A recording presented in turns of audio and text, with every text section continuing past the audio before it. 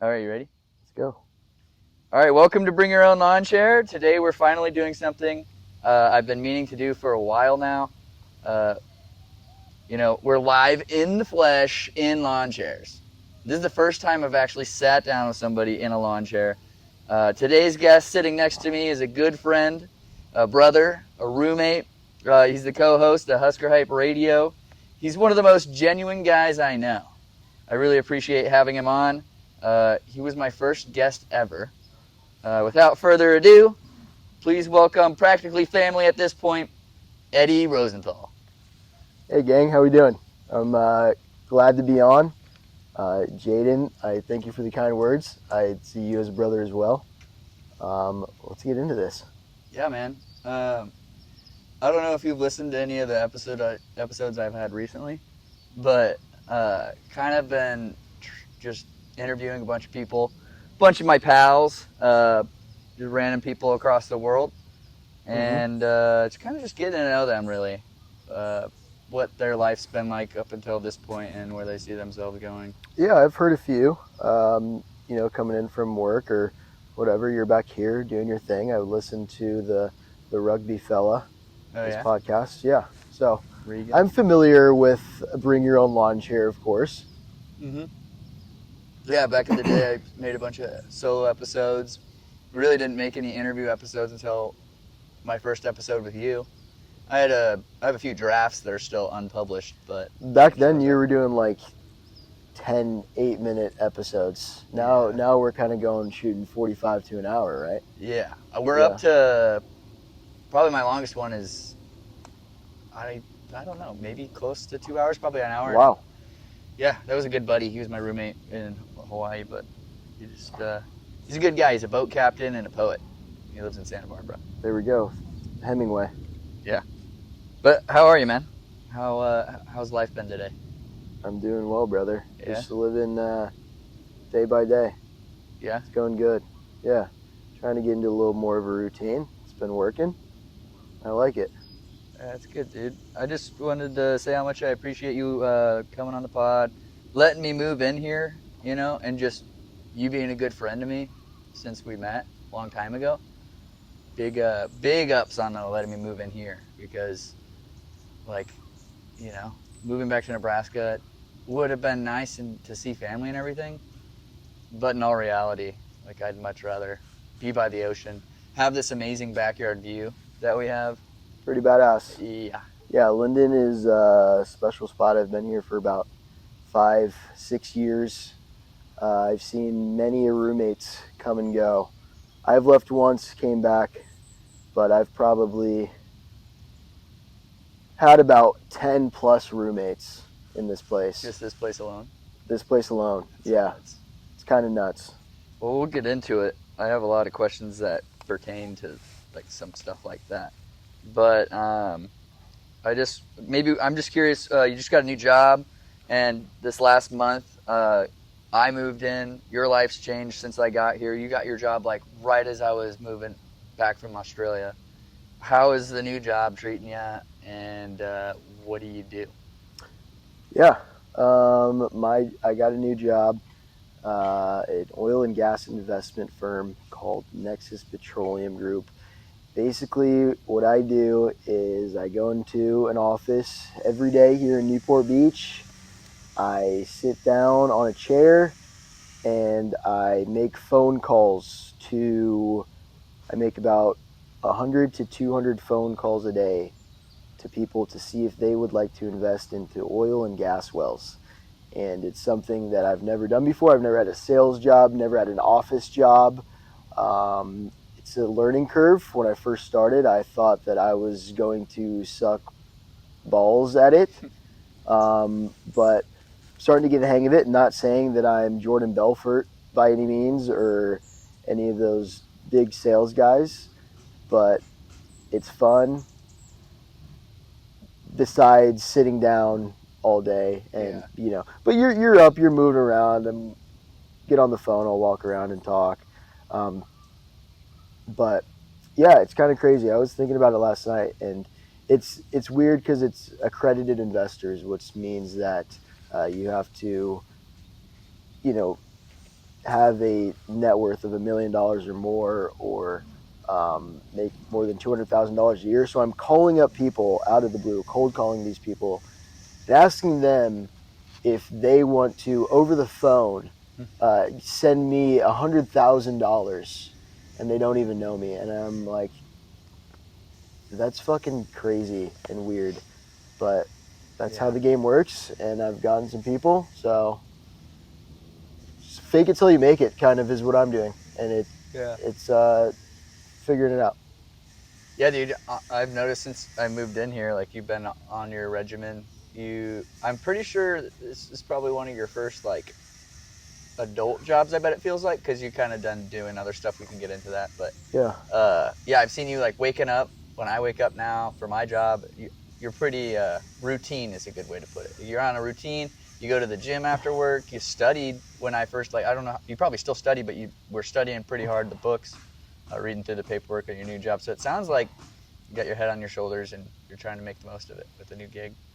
Yeah, like you said, I mean, adult job, like I had a full-time job for a while on a boat and took that pretty seriously. I mean, I never really kind of tried to move upward, which I totally could have done, but I just didn't do, like be a captain. Just kind of stayed at a deckhand and a bartender. But yeah, routine wise, I'd say this is probably the most like routine man that I've been since high school. Yeah. Getting up, doing something, doing the next thing, hitting the hay early, not drinking 4 beers before I go to bed, trying not to. Or even weeknights. You really don't drink on weeknights? Yeah, I've been trying not to drink on weeknights, and it feels good. Like, I'm always the guy who's like, come on, let's have a beer, man. Let's have a beer. Come on, Come on, just a beer. And I've been not doing that lately. And it's nice. I feel like it benefits me in the morning, waking up. I'm not groggy. I'm not like, fuck this, I don't want to go to work. Also, there's a potential to make good money, so I think that is kind of a driving factor behind having a routine and, setting myself up for success. Yeah, and the energy in the house for me feels really healthy, because when I first moved here, I was on Nebraska time technically, but I'd been in Australia for the last 6 months prior to that. So like me waking up at a time that feels routine, like I was sleeping until like 11, 12, didn't have a job. Like you just having you in the house with that energy, like it kept me like aspiring to wake up earlier and do things. And now I'm like in that position. So, and I like that I wake up in the morning and like we have this deal, like we both wake up at the same time and like make sure we both are up, and we basically work the same. Hold each other accountable a little bit. Yeah, exactly. Yeah, it's good. And I mean, don't get me wrong, this isn't I've been this guy forever. I've been this guy for 2 months. Before then, I was a total piece of shit. I'd wake up at like 11, 12, sometimes 1. Yeah. I'd go out and do something, like take a run on the beach, work out, but that's really all I did during my day. So it's always good to kind of have a routine and have like a sense of purpose, whatever that means. But yeah, dude, it's just been great since living here. Like, and I couldn't imagine being Southern in Nebraska. California, man. Dude, they had the blizzard in Nebraska. Like a lot of things have happened, like cold weather, hot weather, since like, the classic Nebraska shit. Since I moved out here, and I'm just put myself in the shoes of like me living there, and then, or me, I would have moved back to Hawaii. I was talking to a lot of friends about that, and then they went through a flood, so I could have lost all my shit there. So this is the best case scenario, and it's been a blessing so far. So I appreciate you. But to get into more of the meat of the show, I wanted to ask you, what was your first memory of ever meeting me, or what was that experience? What do you have in your head? I have like kind of right now, or I guess now it's not a super vivid memory, but a moment in time where it was Funplex. I did the training with Tyler and Aaron. I remember meeting them. And then I didn't really know about you. And then it was my first day on the job. I'm the new guy, so I'm pretty shy before I get to know people, but I open up pretty quickly, I feel like. Yeah. But it was really easy. I remember getting into like the friend group or the camaraderie at Funplex. I don't know if you talked about it on the pod at all, but Funplex was a great spot to work. Yeah. Everyone there was awesome. 100%. Met some of my best friends still to this day there. But I remember you going on your break or something and just immediately, not even knowing me, just biggest smile, and you're like, "Hey man, I'm Jaden. What's up? How you doing, brother?" Yeah. And just immediately, like, just asking a question. I think you said, "What's your story?" Oh, I was What's your big story? on that at the time. You were a "What's your story" guy. Like it, and then they'd be like, "What?" And I'd be like, like, "Where were you born? What hospital were you What's born your story? Yeah, like, where'd you go to? Yeah, what's your mom's maiden name? Fucking everything. And I did that with so many people, like strangers at that time in my life. And then probably at the end of the day, that day, we figured out that we live a street away from each other, a 5-minute bike ride from my house to your house. And you're like, "Come over, dude." I just moved in there, not even... Well, what year did you start? 2016 or 2017? I think it was summer of 7. How old were you high school-wise? I was going into my junior year. So I'm 3 summer years of older, 17. So I would have been a freshman in college at that point. Summer of 17, I think. And I was gonna be a junior. Summer of 17. Summer of 17. So yeah, dude. Back in 17. Yeah. I worked there 2016, and then 2017. Yeah, that's when. Oh, well, interesting. I guess I lived at the house for a year. It could have been 16. I don't know. It probably was 17. Sounds about right. But regardless, I feel like I had just moved into that house. I probably had been there for a year at that point. But we were a block over from each other. That's just nuts. Dude, what about my first memory? I should probably tell you. I think it was very similar. You and Tyler were treading water, and Tyler couldn't tread, and I was just like laughing at him, and then you were just the other guy that was training. I could do the thing that a lifeguard should actually be able to do. Tyler had to sit there for like an hour. All he had to do was 10 seconds, right? Yeah, and did he ever... Yeah, I think they like dumbed it down for him where it's like, okay, just do it for... Without it was like supposed to be a minute, and then they're like, okay, just do like 30 seconds. Well, the hard part about it for him was like you had to have your hands like up above your ears. Your hand like... Yeah, both hands up above the water or some shit. Yeah, and you just had to tread. And he's like not a lower body swimmer. I guess he does it all on his arms. Yeah. So, probably not good for him to be a lifeguard there. But he ended up getting the job. That summer, but he worked a couple different positions there.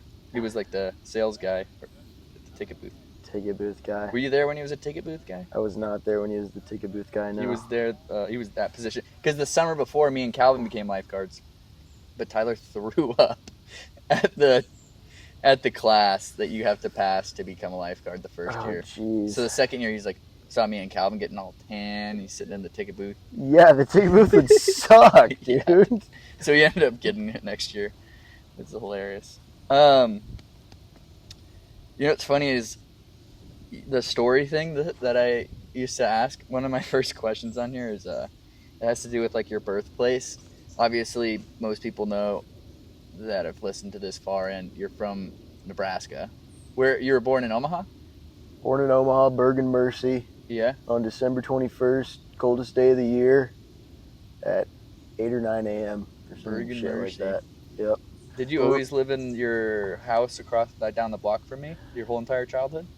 Yes. My parents moved in there before I was born, and that was the only house that I ever grew up in. And you're the middle child of 5 or something? Yep. So I got 2 older sisters. And then younger twin brother and sister. Oh, cool, yeah. Yep. Yeah. I mean, I knew that, but just for the pod, the people listening, yeah. You know? Let the people know. Let the people know.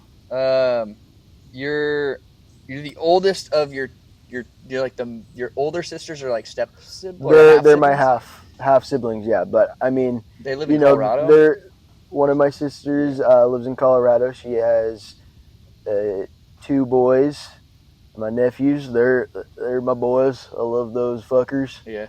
And then my other sister, my sister's name is Stephanie. My other sister, Rachel, she lives in Tallahassee, Florida. Did she move there?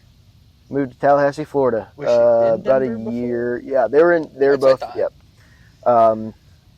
Moved there. She has a boy and a girl. Those are my boys and girls too. I love them. And then you It's came really along. cool being an uncle, man. I love being Uncle Eddie.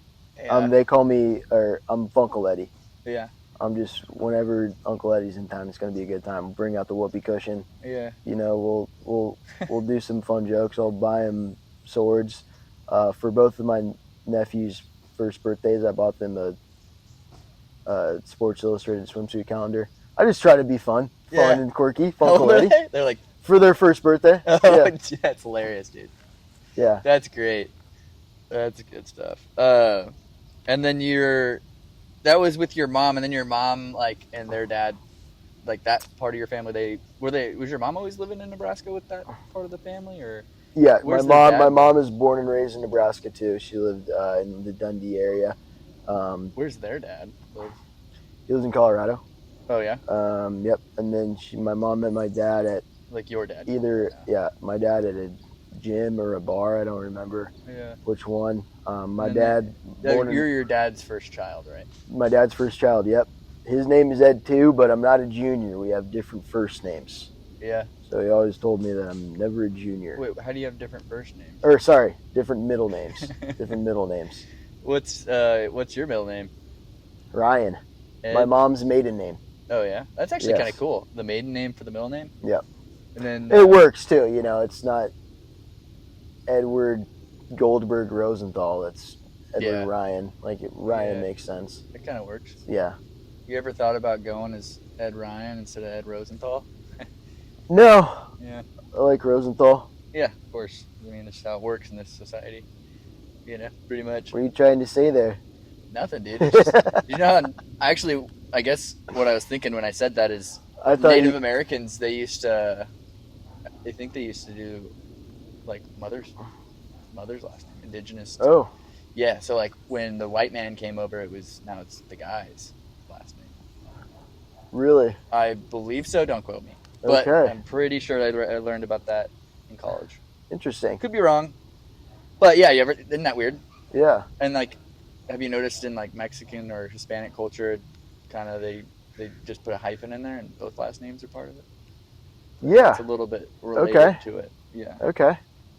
Yeah, dude.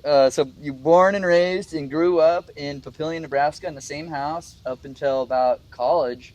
But what were some of your early childhood memories, like your elementary school, sports you played, what the neighborhood was like at that time when you were a little tyke? Just being a little tyke, man. What was it like being a little tyke in Papillion, Nebraska? I went to elementary school right up the street, a little 10-minute walk there. What I would do, I played a lot of football growing up. That's what I loved. You know, Husker Radio, me and Jaden, everyone live in Nebraska, you love the Cornhuskers. Mm-hmm. No ifs, ands, or buts about it. If you don't, then you're weird. Calvin's Notre Dame fan, dude. Yeah, man. It's like those people. Those people, dude. Texas fans that are right. You're like, what are you doing? You'd see the kid in elementary school wear a freaking Oregon hoodie or an Oklahoma shirt. You're like, dude, get out of here. The only way I can relate or like understand it is if they were born there and their parents moved them here without their consent. Like, you know. Some military, and there is a lot of military kids, I guess, from off it in Nebraska. But if you're born in Nebraska, like Calvin's thing is like his dad likes it, and we're Catholic for Notre Dame, and I'm like, all right, but that's a stretch. You're born here, but you know, to each their own. What else, man? Early childhood. I'd ride my bike everywhere. I was always on my bike. My Uncle Bob lived right around the corner from us, probably about 6 houses away. I would go fishing down to the duck pond a lot with him and by myself, just catch bluegill and catfish, put a worm on a hook or 2 pieces of corn and just hang out there all day and catch fish, man. Yeah, classic. Yeah. It was probably one of the coolest parks in Papillion, and nice to be in that neighborhood. Dude, duck pond is awesome. Yeah. Remember the 3-story park they had at that place down there at one point? The tire The tire thing was The tires. the best. The Dude, tire, they got rid of that. But I I'm think thinking they got rid of it because everyone was pissing on it. It just was smelled like piss. It was like a jungle gym of tires. Yeah. Huge tractor tires. But I was thinking of the 3-story park that was more down by Papillion Fun Park. Yes. Well, before that though, do you remember what was before that? Hardly. There was like stagecoaches. It's swing sets that were crazy. Big ass swing sets and seesaws, bro. Where I remember getting fucked up on the seesaws. Yep, I remember it. I got wrecked on the seesaws a couple of times from some older kids. Wow, I haven't even thought of this. My first seesaw was probably there. Yeah, and those things were long. Those were not up to code, dude. Did they go left and right, or no? They just went up and down. But maybe they had a little left and right. Might have had a little bit of swing on them. They were old. Yeah, they were. They were rickety. So old. Probably got rid of them because kids were getting seriously injured. But you know, that was back in the 2000s, man. In the early 2000s. Classic. Honestly, golden years. So that's what your early childhood was like. But I got a question still about it. What was your biggest fear as a little tyke at the time? Like, dude, I was super afraid of robbers. Like thieves? Thieves. Yeah, thieves of the night. Like they'd come in and rob the house. Did that happen? Never happened. Never happened. Nobody nearby? No.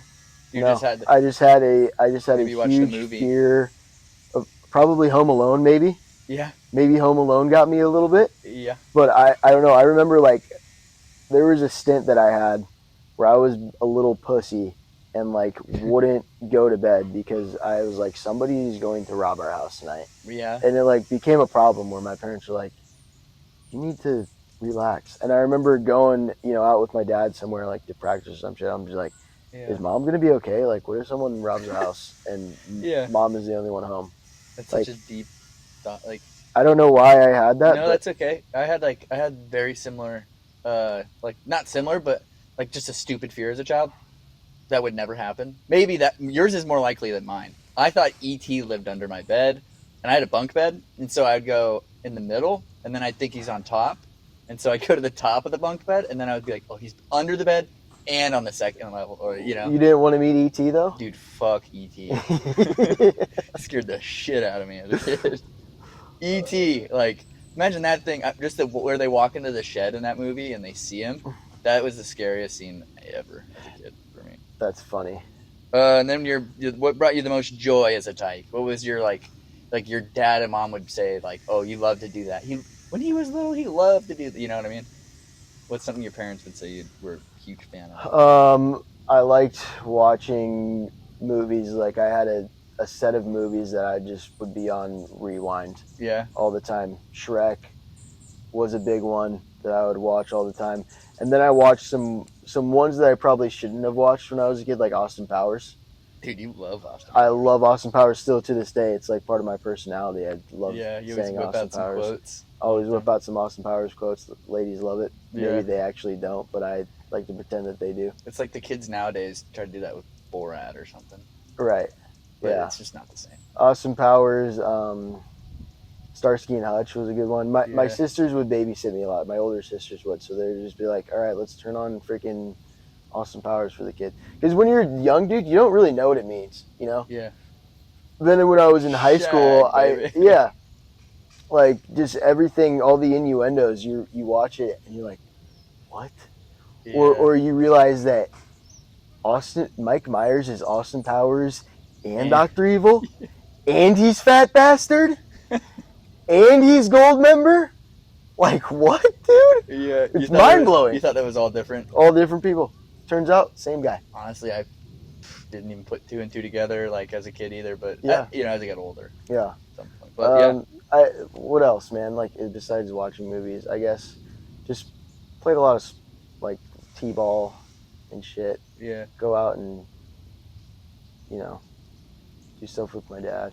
It's fun. Yeah, dude. Yeah. One of my favorite things was as a kid, I just rode my bike around the neighborhood. We had this path, like where behind Target is. We had a path that went all the way around the neighborhood up to the lake, the pond, Schweer. Yeah. So we go all the way up there and just do the big loop. It was a hoot. It was a good time. Oh yeah. Stuff like that, or playing sports in the neighborhood with the neighbors. Like somebody's their house had a gutter, and that would be third base.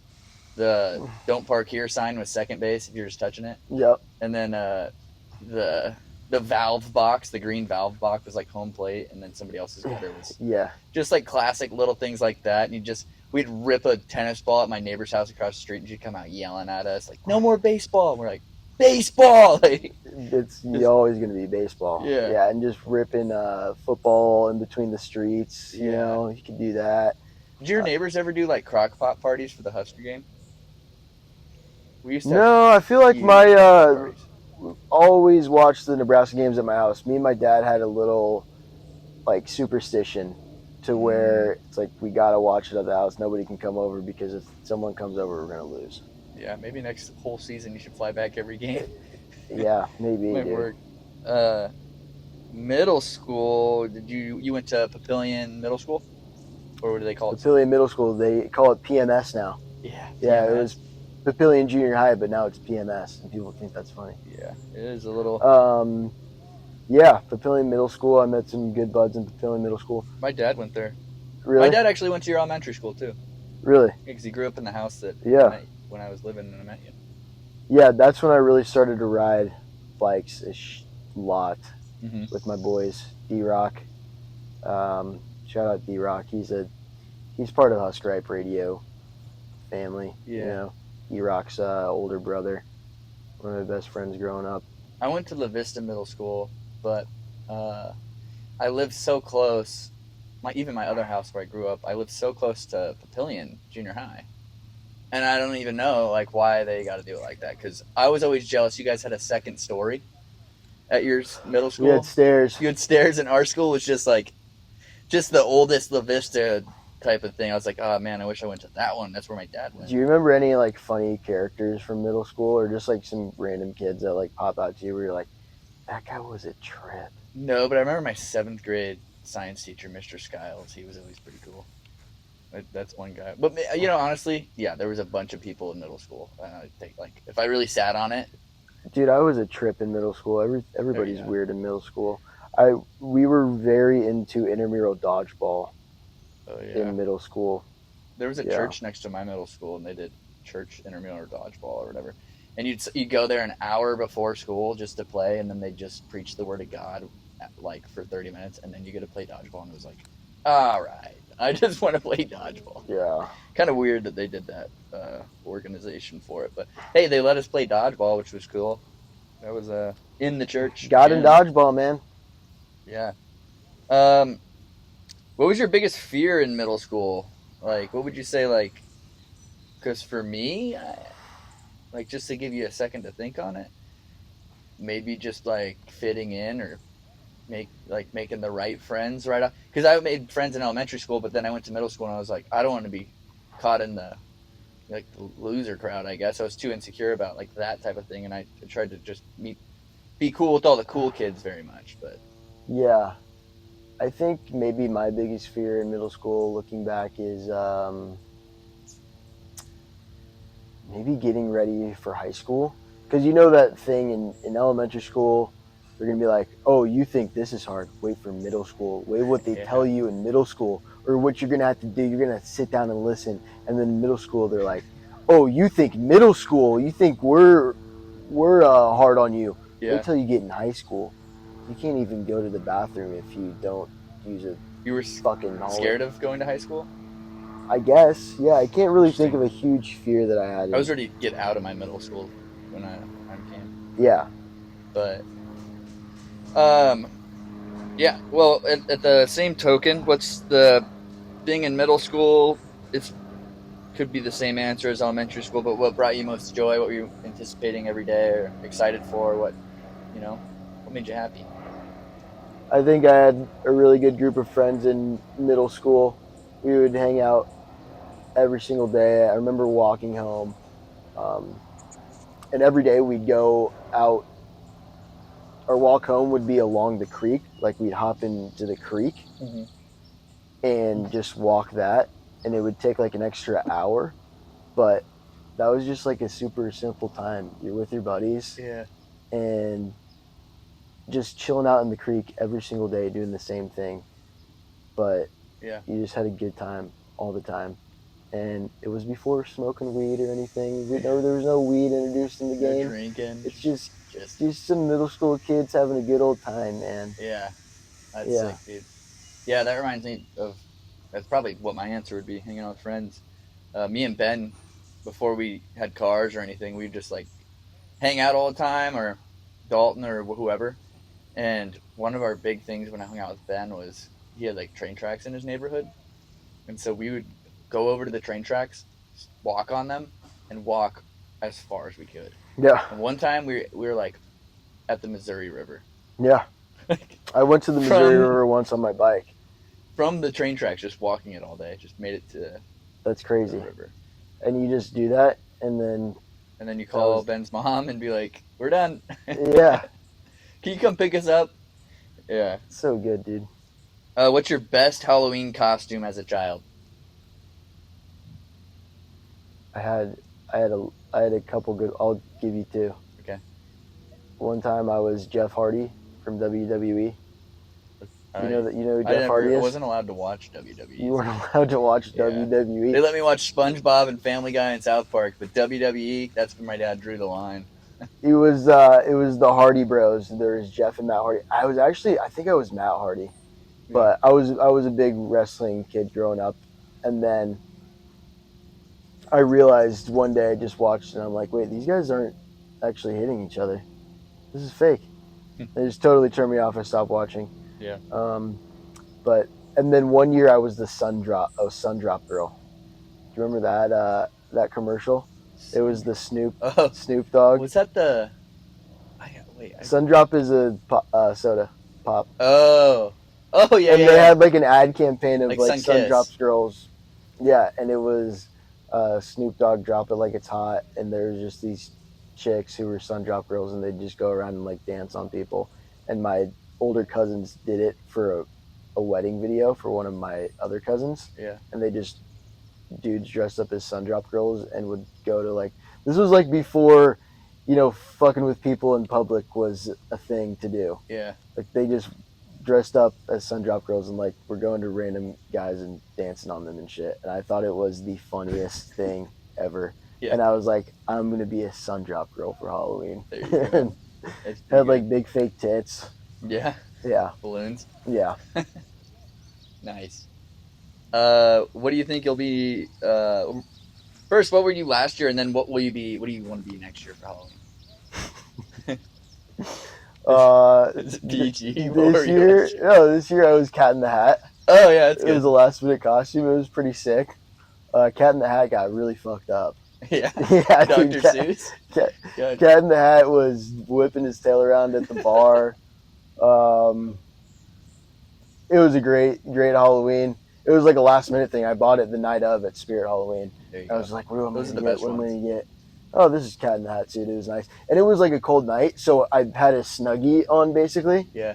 And that's kind of what I was going for. I was like, I want it to be warm throughout this night. I don't want to wear a t-shirt and whatever. But yeah, Cat in the Hat this year. Next year. Good year not to go as a lifeguard. Exactly. Yeah. Next year, I've been this before. We've said it in the pod already. Can you guess? Corn cob? No. Herbie? Austin Powers, baby. Oh, there you go. Yeah, baby. Or maybe I'll be another character from Austin Powers. I was thinking about, I've never done Rex Kwon Do before. I think Rex Kwon Do would be a good one from Napoleon Dynamite. Yeah. I have those American flag pants somewhere. So I think that one would be good. Yeah. Bow to your sensei. Yeah. You do pretty good impressions. I was like, you'd be good for that one. How and why? Well, how did you hear of Funplex? And why did you apply and work there? Obviously, you went there as a kid. Everybody did. But what made you actually want to work there? Dude, I only went to Funplex one time as a kid. Honestly, me too. I didn't really go that much as a kid. Yeah, but and I didn't go because Papillion Bay was right there. Papillion Bay was right there. And then my mom was like, it's $30 and I have to drive you there? Get out of here. Like, no fucking way. Go to Papillion Bay. We have a inflatable pool in the backyard. Swim there. Like, do something free. Like, so Funplex, I only went one time with a buddy. It was fun. But how I heard of Funplex, I think I applied on Indeed. And then, yeah, my mom was like, you should probably get a job this summer. She was like, lifeguard would be cool. You should try Funplex or what is it called? Papio Bay. My sister worked at Papio Bay. Yeah, I don't think I would want to work. I think working at Funplex would be way fun. Funplex is the fucking only water park to work at in Nebraska. Yeah. My sister just did like the front or something at Papio Bay more so, but we built back when I lived right next to Papio Bay, we built a tree house in the backyard. And all my sister's coworkers were like, were you perving in the treehouse? Nobody was perving. You were totally perving in the treehouse. We mainly were up there at night. Did you have a set of binoculars in the treehouse? Dude, we were sophomores and juniors in high school, and there was a bunch of children down there at Papio Bay. There's no not much sight to see. I guess when you're in middle school, Papio Bay was the place to go. Yeah. So but there's no high schoolers hanging around. We were getting stoned and drunk up at the treehouse. We ran an electrical cord under the ground. It was mainly wintertime that we were there. Yeah. But we dug an electrical cord from my garage all the way up this tree, like so far away from the house.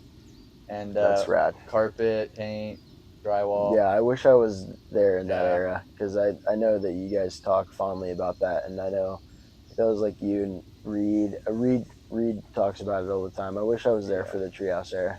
It was a good I've time. seen it before, like the remnants of it. Like, we'd walk up and be like, oh, there it was. That's where it was. Yeah. It just, like the 2 weeks I wonder if there's still out, some boards up there, like just a board or two. There might be. But 2 weeks after we moved out, that thing came crashing down. I think a storm came through. Oh shit, dude, that's wild. It was interesting time for that to happen. But Papio Bay was the spot to go. Funplex was not in our sights at a young age. Yeah.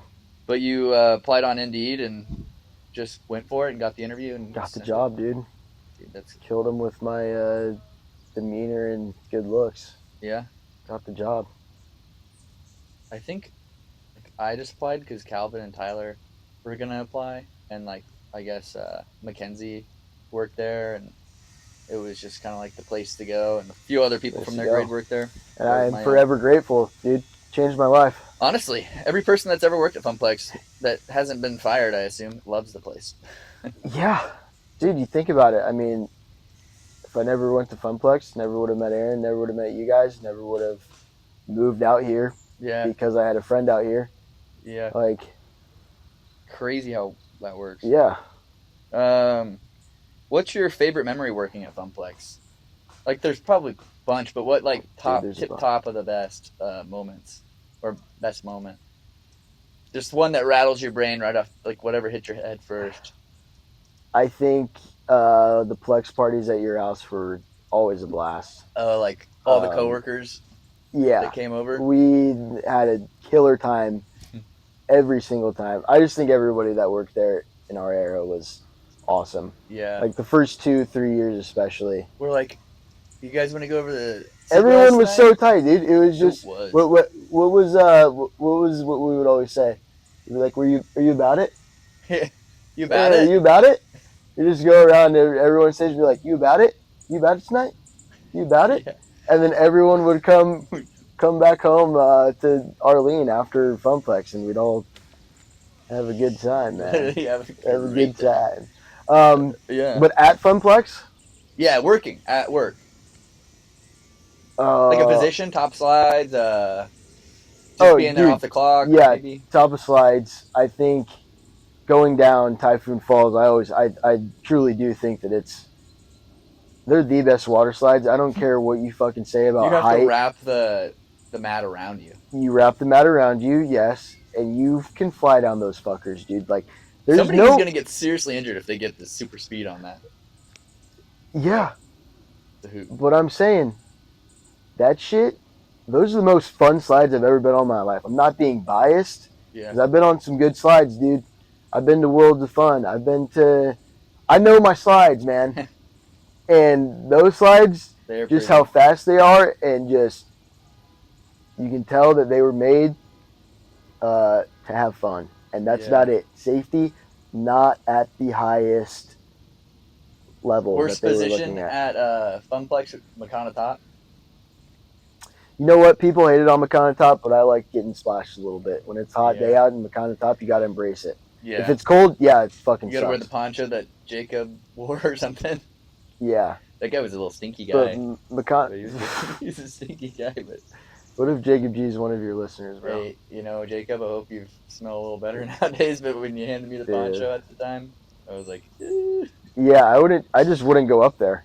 I'd be like, well, they'd tell you to. They'd be like, hey, oh, you got to then go I'd up say, there. there's no way I'm going up there. Fuck that. That's stupid. There's nobody even at this thing. Yeah.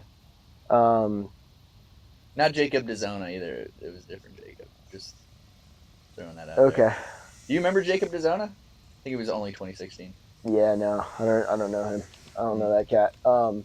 Maybe the kiddie pool. I think that sucks because you're just like watching little babies and seeing these dumb parents like letting their kid drown almost like a baby. Yeah. And it's just like it's a daycare in there. Yeah. I didn't like that. Yeah, definitely. What was the biggest stress at the time that in your life? Like maybe you had like it's summer, so there's not much school to worry about.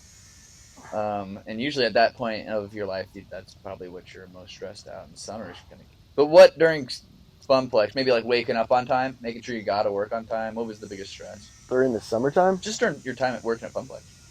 Brother, there was no stress at all, man. I was living life, dude. Yeah. I think, yeah. Maybe if a person drowned, like that was the closest thing to your biggest stress. Yeah. Nice. Sure, if someone drowned, but honestly, that job was just all fun and games, man. Yeah. Like that job was the shit. And I was never stressed really. Like I know people would get stressed about it, but I was like, man, just rock and roll, man. Ride the waves. You know my little stepsister Zoe, got her a job there. I think she's worked there like 2 summers now. She says Lifeguard? the same thing. Yeah, lifeguard. Nice. Yeah.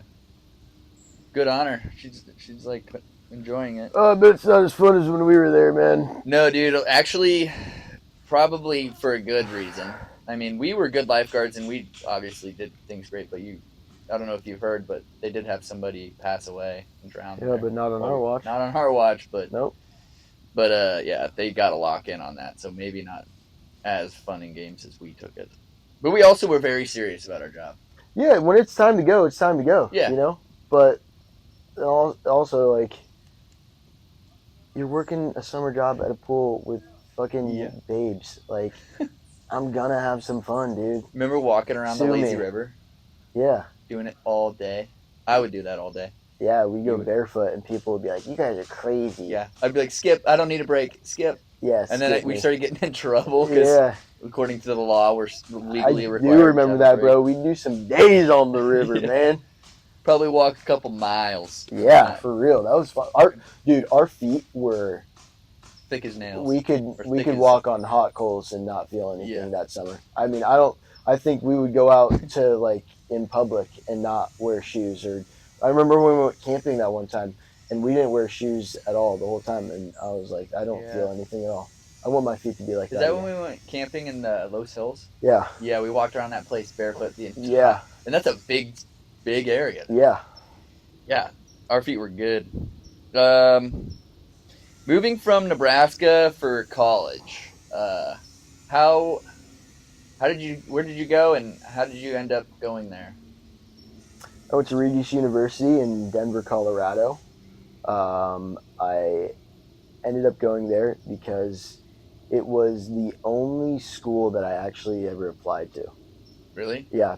I didn't apply even to Nebraska or anywhere else. That's wild. And it's because I didn't want to pay an application fee.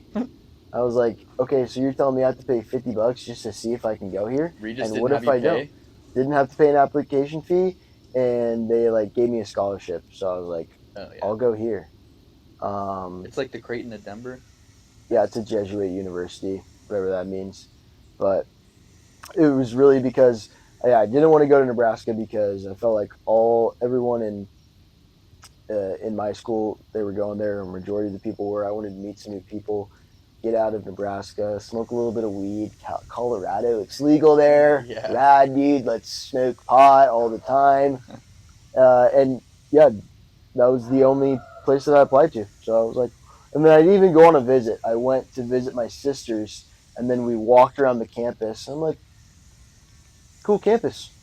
I guess I'll just go here. Yeah. That was really my decision. Not a big one, not a lot of thought into it. Just I'll go to Denver and live there, see how it treats me. Yeah, so your freshman year, you moved there, you're away from your family, learning how to live life outside of your norm. I'm curious, what were some of your school aspirations? What did you want out of your time at Regis when you were like a scholar? Were you just taking gen eds, or do you have kind of an idea? I had a little bit of an idea. I think when I was there, what I wanted to do, my goal or dream at the time was to be a strength coach. Yeah. Because in high school, I did powerlifting. I was pretty strong. I liked the environment of working out with people and being on a program and developing and creating a program. I see you being a PE teacher. And strength coach. Yeah. Strength coach. Head strength coach for the University of Nebraska football team, like that was what I wanted to do. I was like, I want to be a strength coach for a football team, because you're basically you're a hype man, and then you get people strong, and you're in the weight room, and you're having fun all day. You know, like you got to learn some shit. You got to learn how the body moves, and that's something you came up with. Like once you got there, or was that something you thought of in high school? In high school, when I was doing powerlifting. Dude, you should have went to Nebraska with those aspirations. Did Regis have a football team? No, but that's why I didn't go to Nebraska, because the scholarship. Because of the people I knew, everyone that was going there, and then I wasn't going to play Nebraska football, so I was like, if I go to Nebraska, I would want to play Nebraska football, but you could have walked on. Scott Frost never gave me the offer, bro. Should have seen my special teams highlights, man. That's good. Okay, so how long were you at Regis? I was there for... You graduated high school 2019, right? Graduated in 19. Okay. I was there for a year. And that was COVID year, though, so my year got cut short. Went back home and did online school. And then... I don't remember if I was still on campus when we went to spring break, me and you did. Go visit Aaron here in Newport. That was your freshman year? That was my freshman year. Yeah, it must have been, because it was February 28th was when our flight was. Okay. Yeah, so I was still on campus. And then when we got back from campus, was still there for a little bit. It was like, cool, whatever, COVID came out. Oh, yeah. That's your freshman, huh? Yeah. Because we did our trip out here, and then I went to Hawaii to move back for the spring, and then I was only there for like 3 weeks. Because COVID hit me as well. Yeah, so just kind of after that, I knew that the next year, I guess they wanted kids to go on campus, but it would be all online. And in my mind, I was like, so I'm going to pay $50,000 to get an online education and still be on the campus. I just thought COVID was a bunch of horse shit. Yeah. And it didn't make sense to me to go back to Regis. Yeah. I had the opportunity to go back to California. Not back to California. Oh, I mean, to live in California. To live in California. What month, when did you move out? Because that would have been 2020, height of COVID then, right? Yeah, I think it was September or I don't remember, dude. September, October, late September. Yeah, I think. Excuse me.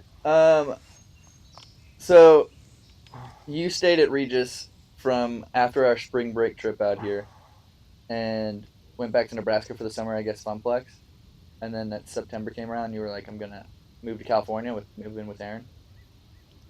Yeah, I kind of I made the decision, I think, to try to move in with Aaron when I came back from spring break. I was like, dude, I fucking love it in California. Yeah. And then at that time, my goal was to be an actor. Like, I wanted to do acting and shit. These bugs are bugging, man. These bugs are bugging. Are they mosquitoes? What are they? I don't know. They like us, though. They're just, maybe they like the smell of my drink right here. Yeah. But, Yeah, I made the decision when I was in Denver. Then I came for the summer to work at Funplex and then moved to California. Yeah, what a lucky thing, Aaron, letting you move in on his couch in that apartment. I still haven't drove past that since I've been here, but that couch was that I've been in the room. It's a small apartment for you two to live in there. Yeah, dude, it sucked. We had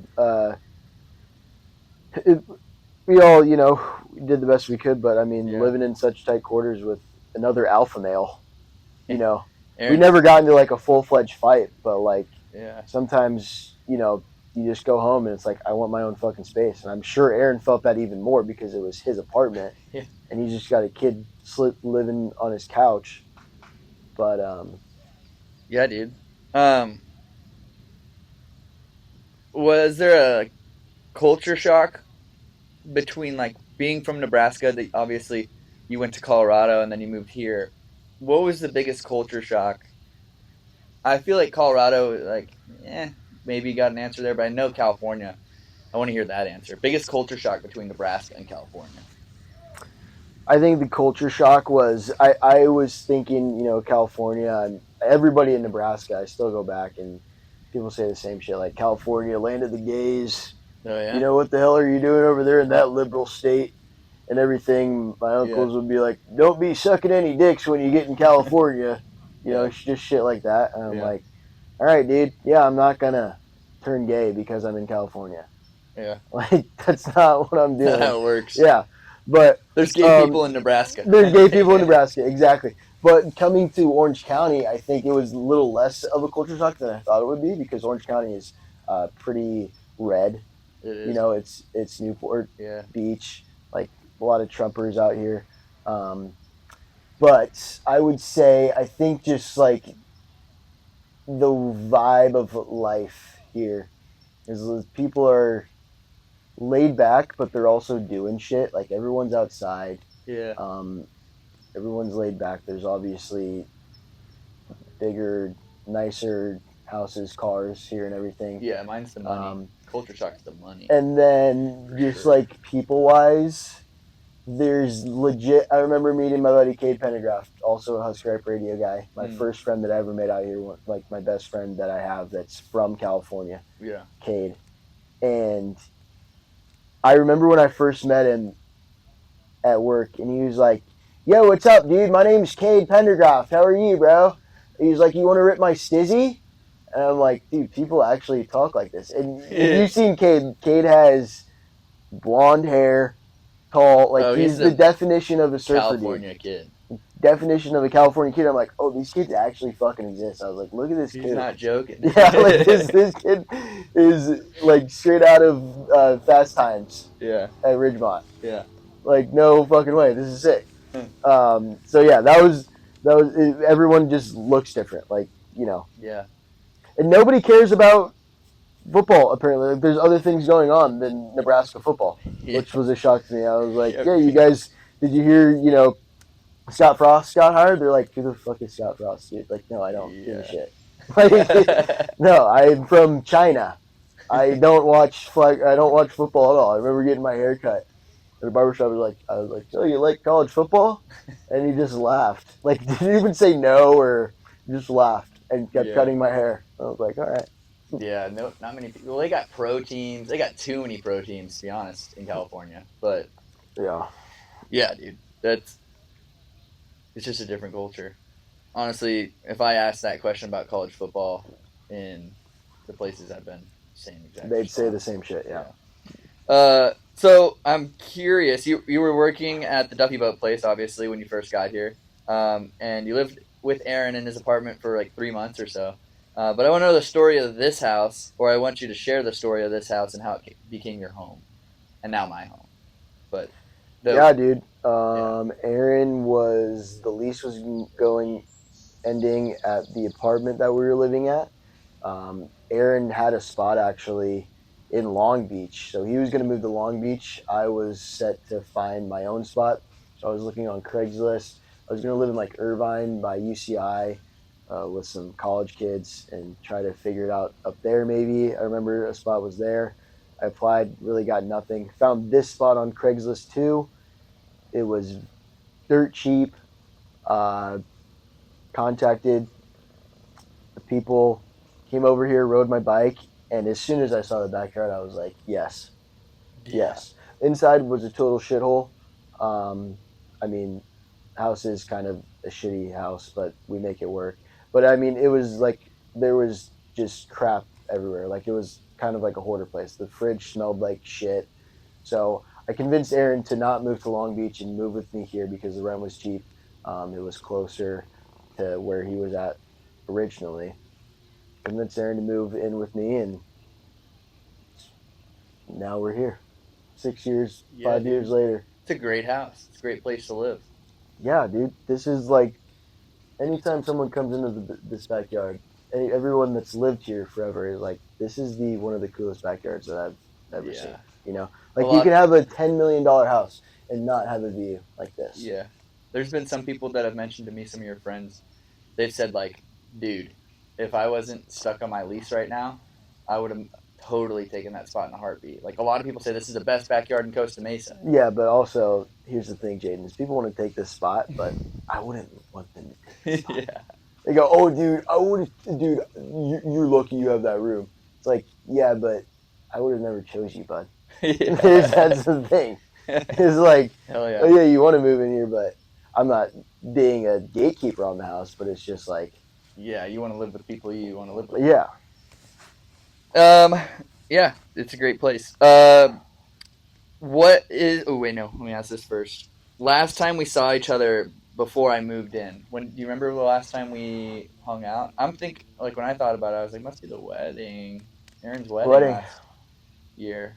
Yeah, Kind of nuts. wedding. That is, and then we went to the bachelor party trip in Destin, Florida, which was a hoot. That was like a year ago today now. And we were gonna remake it this weekend in a way. Yes, we are. At least like reunionize it. Yeah. With a few of us, which is gonna be good. What's the biggest risk you've ever taken? I think probably moving out here. Yeah. Obviously, dropping out of college and going out here kind of on a whim. Yeah. I packed one suitcase. It's all that I had. No car.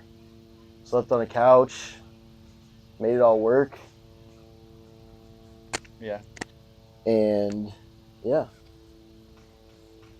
I'd say that's the biggest risk. Starting from scratch. I think that it's worked out, and honestly, like it wasn't as hard as people think. I did get some luck along the way, finding this house. Yeah. And finding a job right away, and a job that I've had for 5 years before this current job that I have. Good people along the way that have helped me out, but it's also, I think the people that I've met along the way I've built relationships with, and it was, you know, just connecting and finding people that I enjoy spending time with has made it easy down here. Yeah, dude. Yeah, it's one of my biggest risks is leaving Nebraska as well. Yeah, I mean, I think that in anyone's life, really, if they move somewhere that they're not from, especially you, from Hawaii to Australia, same thing with a backpack or a suitcase. Yeah. Nothing, and finding a way to make it work is badass. And I think it's something, down the road. Like a lot of people should do it more. Yeah, but also it's not for everyone, and there's a million ways to live life, and I can't say that the way that I'm living it is the right way, because it's not. There's probably some things that I would have liked to do better, but I don't know. I think that it's fun to be where I'm at right now, and I'm enjoying life, and I'm glad that I took the step that I took, because I wouldn't be here today if I didn't. Isn't it weird to think some people have never even gone on a vacation outside of their hometown? Or like, yeah, dude, maybe sad. more than an hour drive away from where they live. Yeah, their whole entire life. There's not even an option to fucking move out of their hut in Africa. Yeah. But that's like so. We have the privilege. We're very privileged.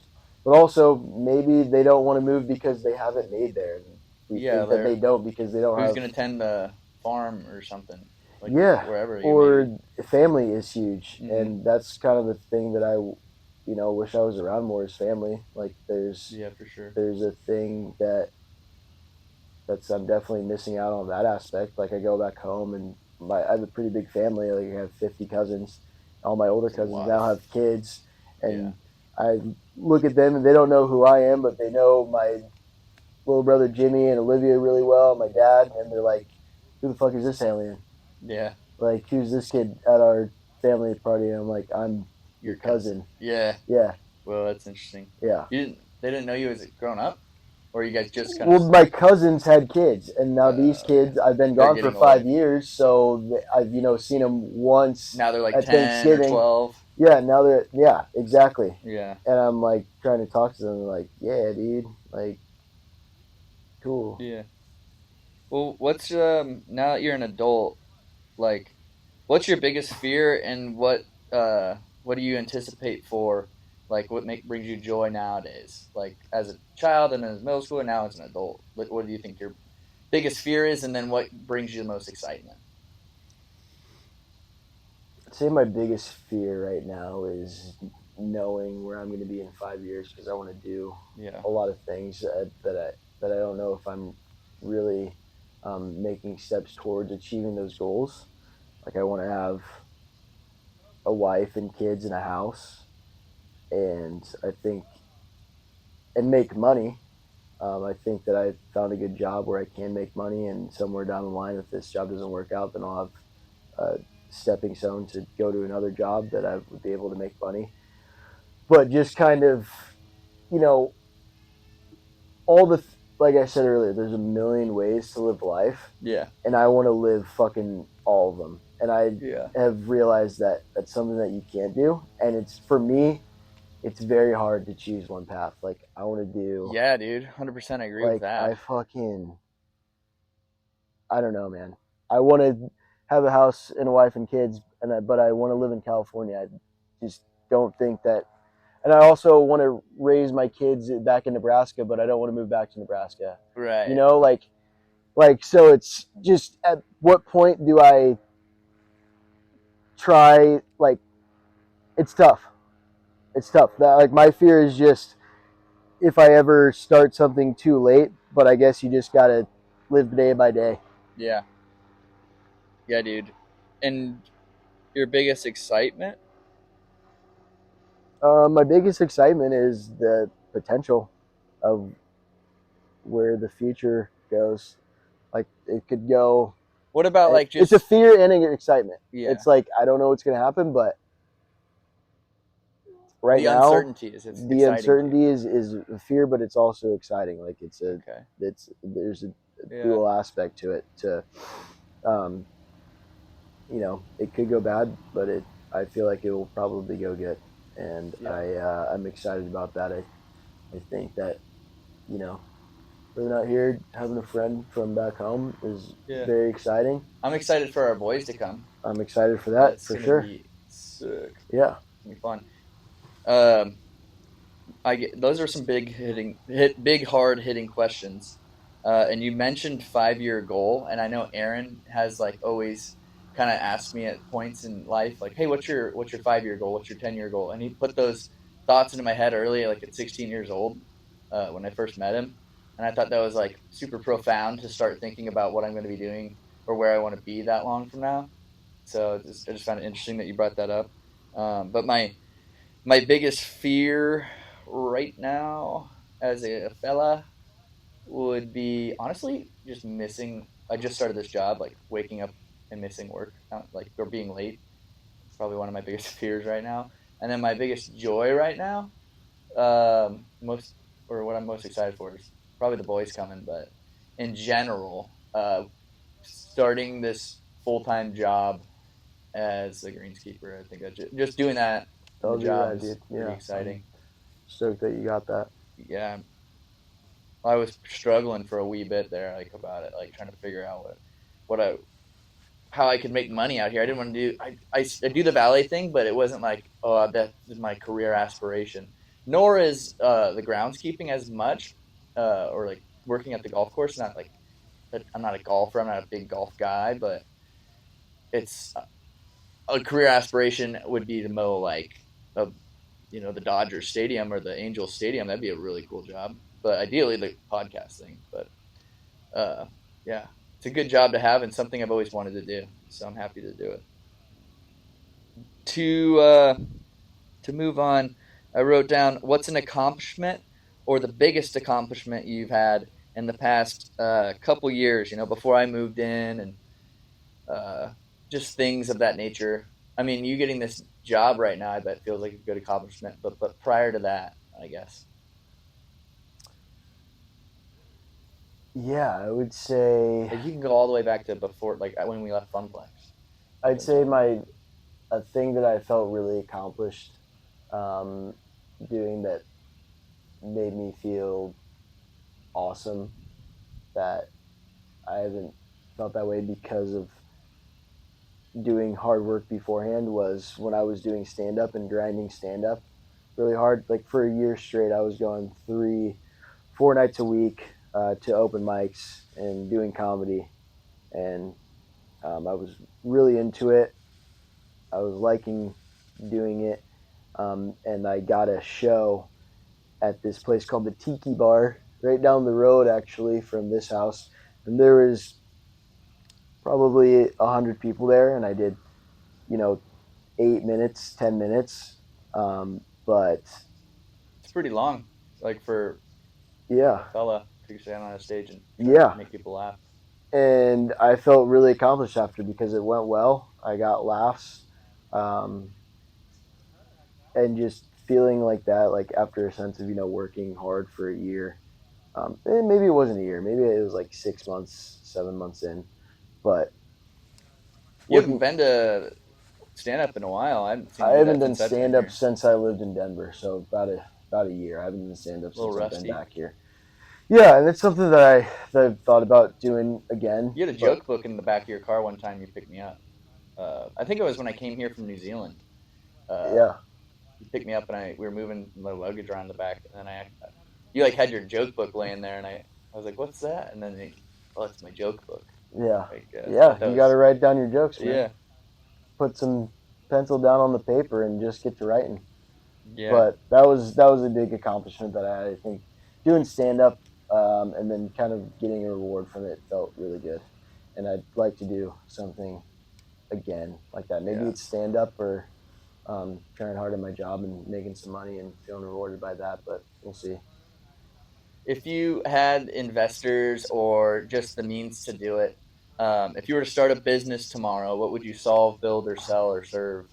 And just a brand new business, something you could have had a drink with your buddy at the bar the other day and been like, "Oh, that's a good business idea." Just something that's ran through your head. What would you like to start? Dude, I mean, I think I would. This is if I had the funds and I could pick where I wanted this place to be.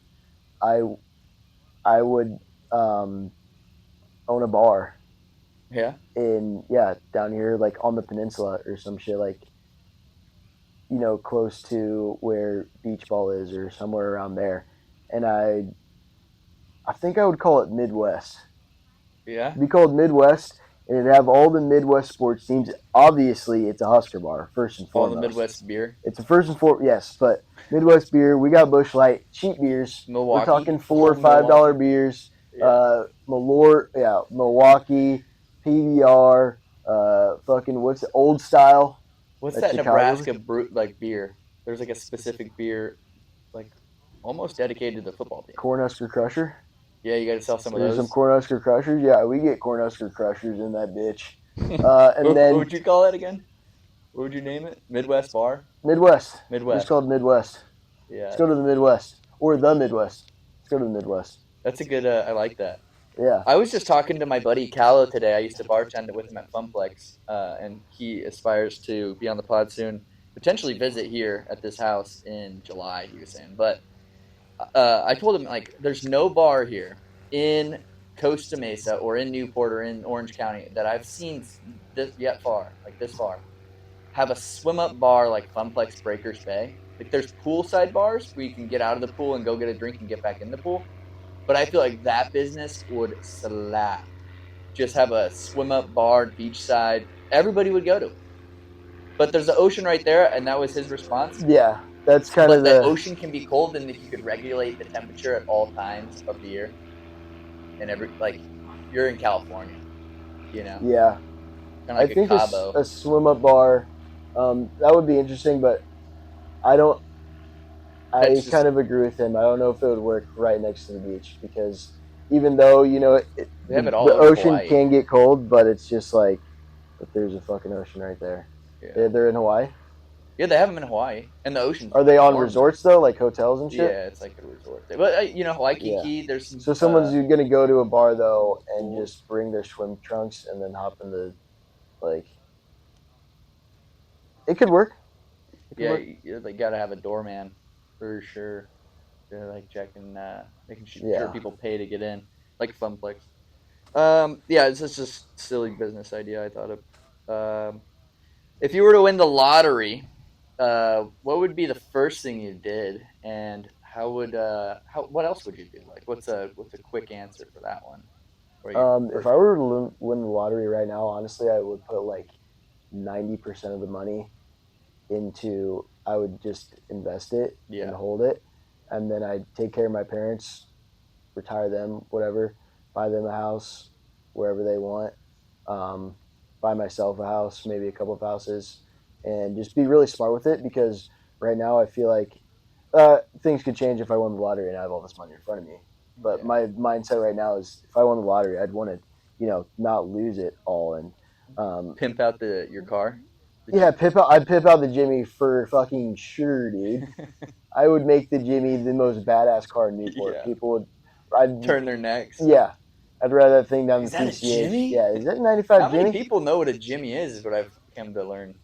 Dude, people know about the Jimmy, man. Well, yeah, The you Jimmy, for the sure, Jimmy is but make sure they the know. old people know about the Jimmy, dude. Yeah, It's a classic car. it's It's a a good classic car. car. People now don't know about the Jimmy Yeah, because my they stopped coworker was making the like, "What Jimmy. is that?" Like, it's a Jimmy. Yeah, they stopped making the Jimmy, so Yeah. people don't know about it. But everyone's dad knows what a damn Jimmy is. Did you buy that in Colorado? Or I bought it here. oh yeah, and you drove it Yeah, to Colorado? yeah. Cause yeah, I don't know if we touched on it, but you left here for a little bit to go back to Colorado Uh huh. to make bikes or sell bikes with Mhm. your boy Mhm. Anton. Mhm. Can I get But one of those Velos? yeah, dude. There you go. Should be in Thank there. you. Um, so my next one is a bucket list. What's at the top slot and what's realistically next? Like, tell me all-time bucket list goal, which might not be achievable. Maybe it is. Maybe it's next. But then after that, if it's not uh, realistically next in line, Bucket list goal like one event or like where I want. what's at the top of your bucket list? Like something you can't like don't want to die without doing. Mm. And then the next question to follow up that is just like, what's more realistic? What's going to happen next? Like something that is easily attainable. I think my bucket list. I really want to do some traveling, like you did. I think you inspired me to, go out and travel and see some places I've never seen. I would not go the way that you went though. Instead of going west, I think I'd go east to Europe. I Yeah, want to travel around Europe. I think that the history yeah. in Europe is very interesting to me. Like going to Rome and it, uh, Germany is the main spot that I would want to go. Yeah, And you took German Ireland in high school, right? took German. Not didn't yeah. Yeah, Yeah, I like that. I want to go. I actually never had that much of an interest in going to Europe. Maybe I'm just like my ancestors keep going west and colonize and whatever. Not really, but you know, now that I've done the west thing and pretty much if I go any more further west, I'm going to end up in Russia, China, or back to Europe. I think I want to go to Europe or South Africa, uh, but ideally I'd want to go to Capri, Italy. If I go to Capri. Okay, Capri, it's in Capri. actually nothing that I really know of. I know it has clear waters and cool jump off the rock, Mm-hmm. like kind of deal, kind of like Hawaii. But what I really like the reason I kind of just do things because I think of stupid phrases. And you remember Capri Sun juice pouches? Yeah, I just want to go experience Capri Sun. get a Capri. Have a Capri Sun in Capri. Yeah, I'm gonna have to pack it in my bag, but you're not allowed to bring liquids with you. So I'm really thinking like maybe I have to put it in my check They bag. got some Capri Suns. I'm That's sure what you can get some Capri Suns out there, bro. I met somebody that's been there and visited there, and they said just pack one because they have to have Capri Sun. That's what I'm saying. That's hilarious. So you're like, dude, I want to go to Capri, but what if I can't bring a Capri Sun? Then what's the fucking point? What's the Why would I even go to Capri if I can't have a Capri Sun in Capri? I'll bring a box in my checked luggage. Dude, what about also? I think a lot of people, here, they're like, I want to go to Australia or I want to go to Germany. This is something that I've like, dude, why don't you fucking explore America? Yeah. Because America is massive, bigger than Europe, and yeah, we're all one country, but I'll tell you what, right now, someone in Portland, Oregon ain't the same as someone in Gainesville, Florida. Oh, yeah. You're in another fucking country, bro. I was listening to the song California Girls by the Beach Boys today. Yeah. And it's like, the Midwest farmer's daughter, really? and then make South, you feel alright. Yeah. And they talk about the South girls' accents. Yeah. The North girls keep their boyfriends warm. Yep. The East Coast girls are really hip. Really dig the style they wear. Yeah.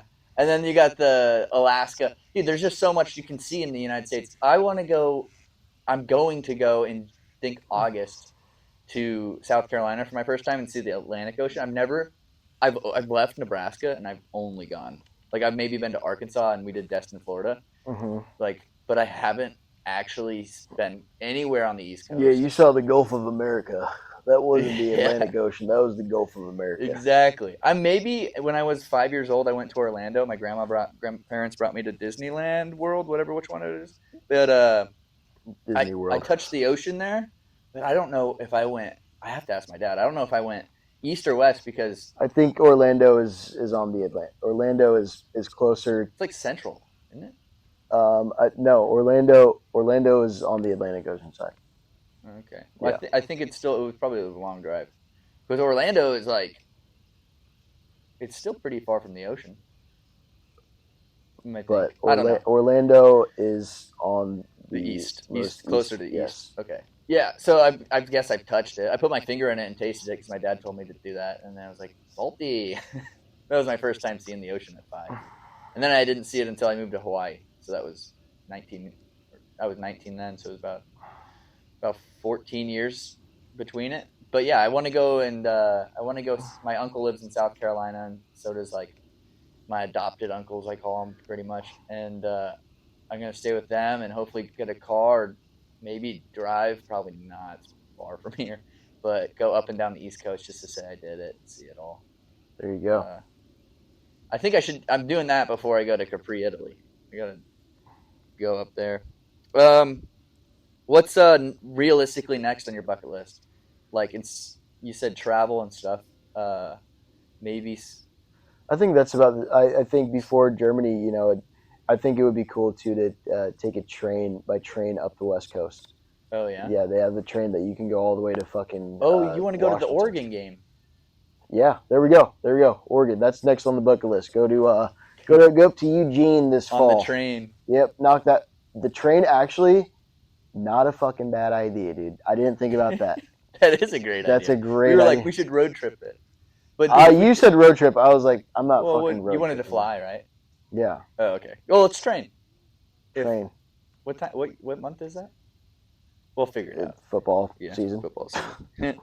Cool. I like that for the bucket list. I wrote down over our entire friendship, what's probably been our biggest disagreement? And you could honestly choose something. Let's see. I don't know. I couldn't even think of it myself. What would our biggest disagreement be? I think mustard and ketchup. I hate mustard and ketchup, dude. Or no, I don't hate mustard. I don't like yellow mustard. I like gourmet mustards, like a mustard that you would put on a pretzel or some shit. But miss me with just yellow mustard and ketchup is the devil. I hate the ketchup. I hate ketchup. I think that it's what has made America fat. I think it's the downfall of America. That cannot be our biggest disagreement, dude. It's not. It's not. But it's just that's how mediocre this question is I can't really. Yeah, I'm sure that we've disagreed. I can't think of anything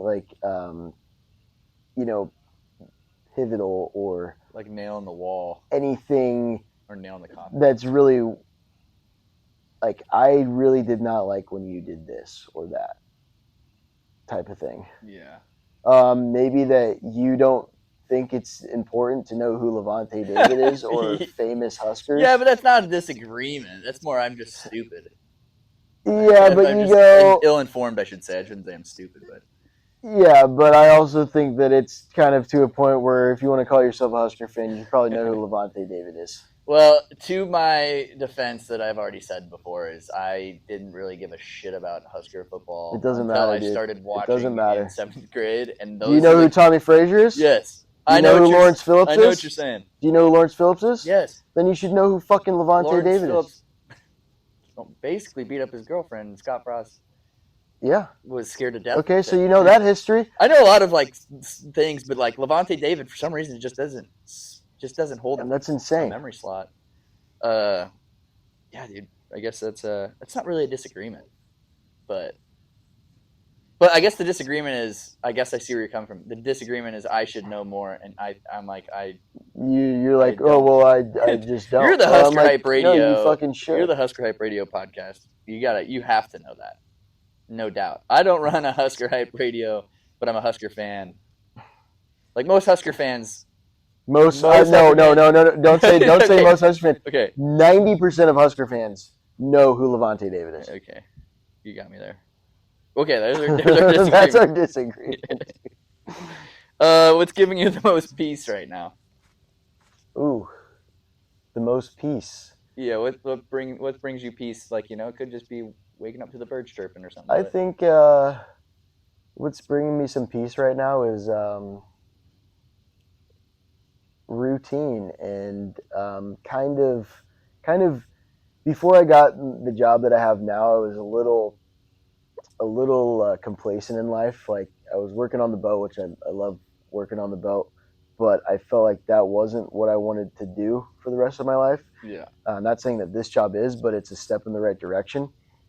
So what's bringing me peace is that I'm moving towards something that I kind of, because I dropped out of college, which I regret, not getting a degree, I've found a way to get into, a 9-to-5 type deal of a job and have the potential to make some money that I was like, dude, if I work on this boat for the rest of my life, even though I love it and I'm fucking going to an island every single day, it's like, I just was a little depressed. And now I'm like, okay.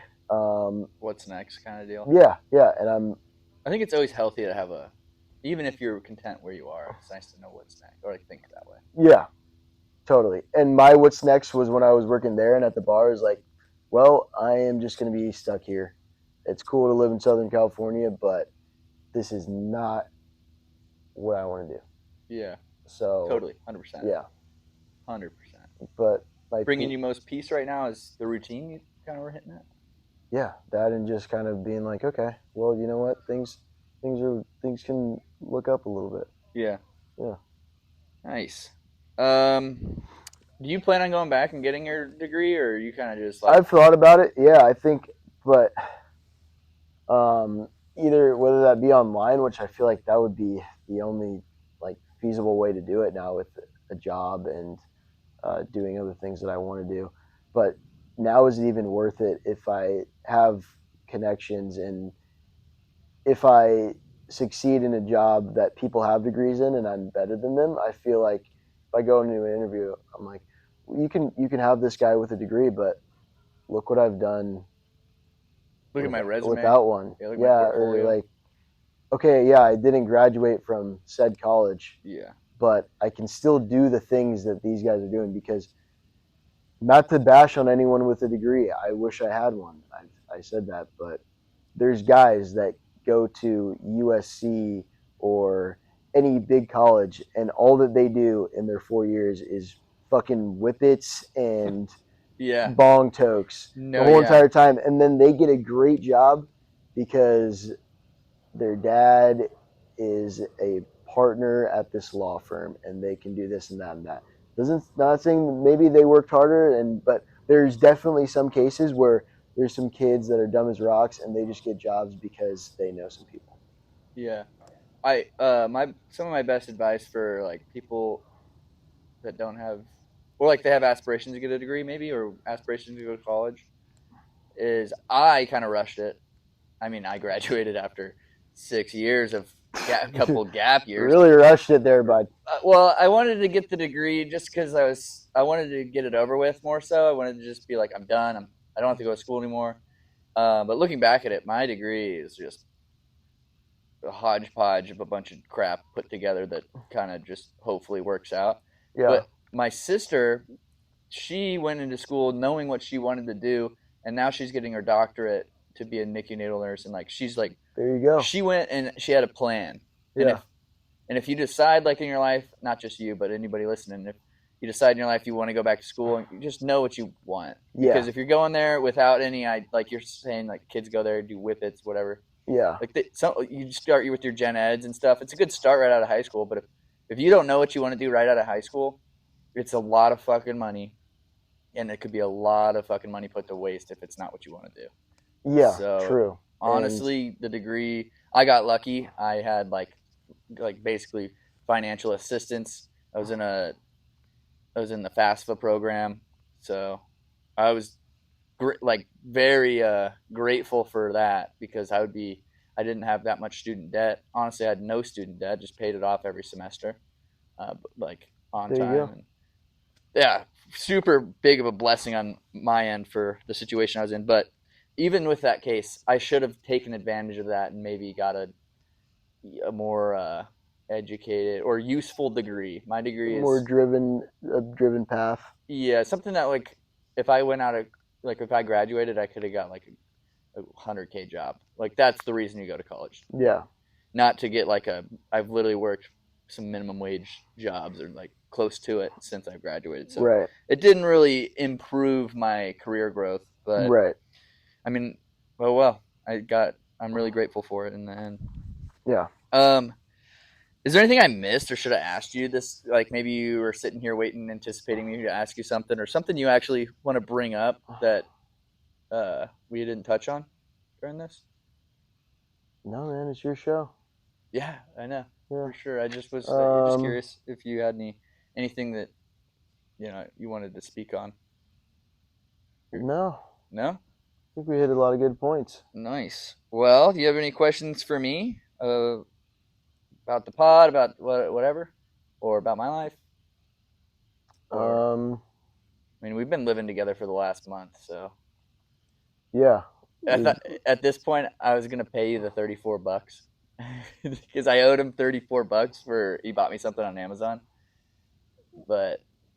I now have the $34. Yeah, he asked me about it right before we recorded. I was like, I was gonna have to bring it up. But if you weren't here right now, you said that this is the best. This was the best case scenario for you. Yeah. But if there was another scenario that you could be at, and it can't be here, where would it be?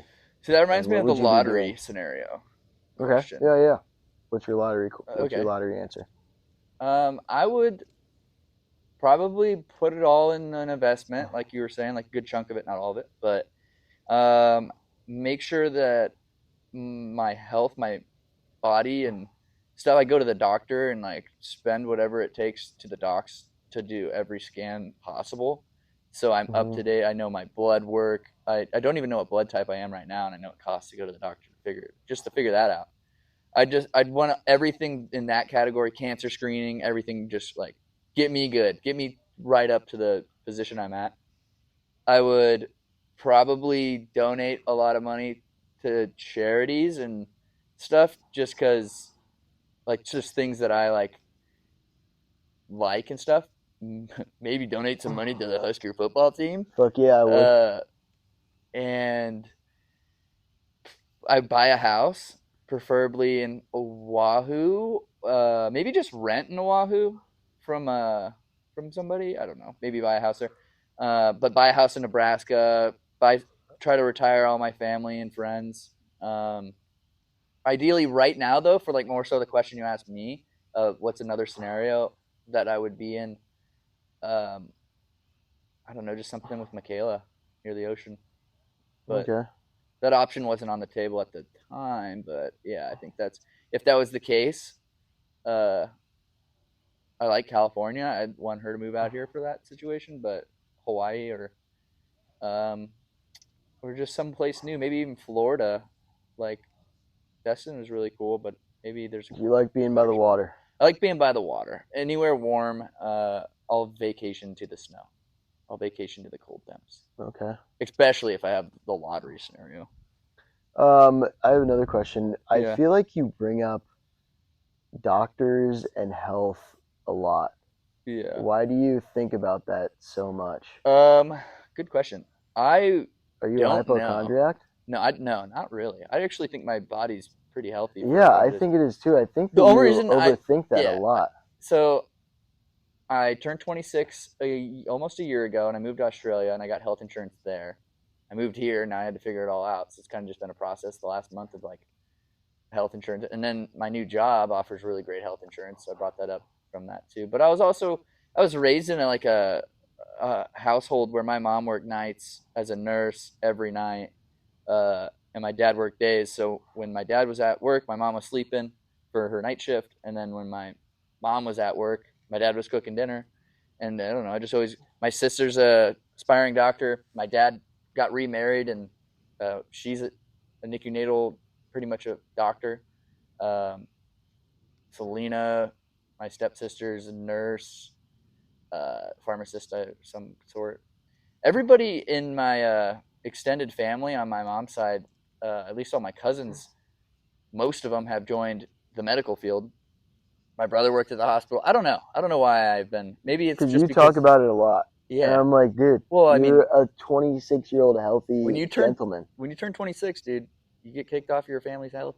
I know, but unless like something serious really happens, then that's something to worry about, I guess. And it is important to get health insurance. I also haven't been to the dentist in 2 years and the doctor in probably 4. So that's probably why I've been talking about it a lot. I haven't been to the dentist since I've moved here, and I went to the dermatologist last week, but I haven't been to a checkup since high school. Did you know that testicular cancer is the leading? Like, dude. No, I just heard this today on a podcast. Theo Von and Sal, whatever, was the Sal comedian guy from Practical Jokers. They were talking, and they said testicular cancer is the highest rate of cancer for men from 15 to 35, and so you have to get it. You should go get a physical. Get your balls checked. Yeah, check your balls. I don't know. It just maybe I just gravitate towards that conversation because I know a little bit about it from just growing up around it. But I'm also 26 at the time. I don't know. I just like maybe I'm more interested in maybe that's a passion of mine. Health. Maybe you should be a doctor. But if I won the lottery, dude, wouldn't you go to the doctor and just be like, check me up, doc? Like make sure everything's... Get a good test real quick, yeah. But I full synopsis. I don't. I guess it's just not at the top of my list as it is you. Unless I get stoned and then I'm like, oh my God, what is wrong with my... I mean, maybe that could be. I'm not stoned right now, and I'm not usually stoned when I'm talking about it, but maybe it's like the fallout, like a residual thing that carries over. Yeah. That's funny. That's a funny question for you to be like, what do we talk about? Dude, I've just heard you talk about it so much this past month that I'm like, dude, relax. Well, it's $250 a paycheck for the health insurance at work. So I'm like, should I do that? You just overheard me talking to my dad on the phone about it. What did I write down here at the bottom? So you don't have any other questions for me? No.